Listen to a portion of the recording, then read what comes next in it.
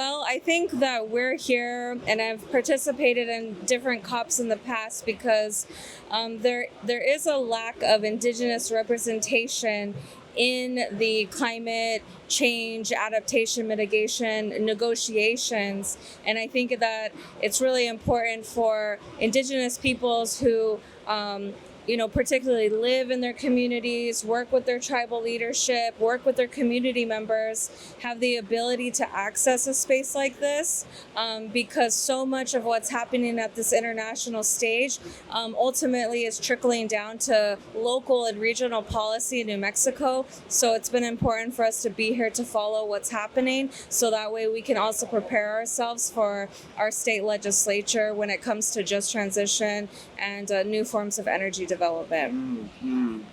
You mentioned mitigation. A lot of our folks back home are still trying to figure out the terminologies to mitigate something, to develop initiatives to adapt to a changing climate.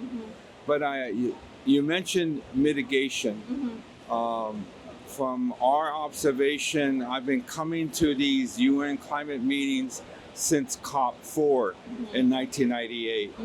And the main mitigation plan at these meetings actually is not cutting emissions.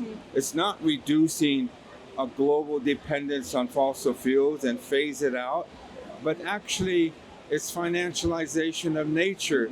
It's carbon trading, carbon offsets. How is that an issue back home in New Mexico? And the fossil fuel related to that, and nuclear energy. Yeah, well, I think it's always been known in Indigenous cultures that we've been able to adapt throughout generations, and that's how we've been able to survive through various different forms of historic climate change, of colonization, different systems, economic systems that also have impacted our communities. So we have that ability, and I think that really does come from knowledge that we hold in our communities. But when it comes to the mitigation plans coming out of these negotiations, you're right. A lot of it, most of it, all of it is nested in climate finance. So this continuation of what you're saying, the financialization of nature. And at this COP in particular, it's a financialization of clean air. And so what we're here to try and intervene is that Indigenous peoples have stewarded lands, have cultural and traditional land and water management strategies that have worked for generations. We should have the ability to also develop those sciences because we haven't been able to do that because of Western scientific colonial ideas.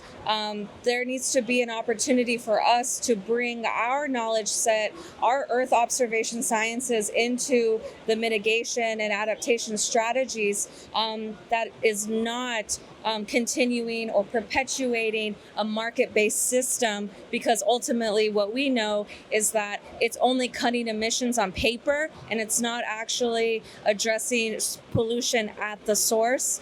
And so that's, obviously that's a big, sort of utopic idea of how we can have meaningful interventions in climate justice strategies, climate action strategies, but we have to start somewhere. Thank you very much. How many came here with your delegation? I was able to bring 3 of us from Pueblo Action Alliance, and we also have an elder here from Acoma Pueblo who's been doing most of his life work on the impacts of the Jack Pile uranium mine, which was near Laguna and Acoma Pueblo. Super important work because nuclear is also being an energy source that is being promoted at this COP as a clean energy, totally ignoring the entire nuclear fuel chain. New Mexico is a perfect example of an area where the uranium is being mined, milled, processed into nuclear energy or nuclear weapons, and then we're feeling the impacts of the transportation, storage, and also the waste. And so when we're hearing different groups or nation states promoting false solutions like nuclear, they're not looking at the entire fuel chain, which ultimately and probably in more ways than one and is impacting Indigenous communities, especially in the United States, because we have to recognize that the majority of resources left in the United States are either on or adjacent to Indigenous lands.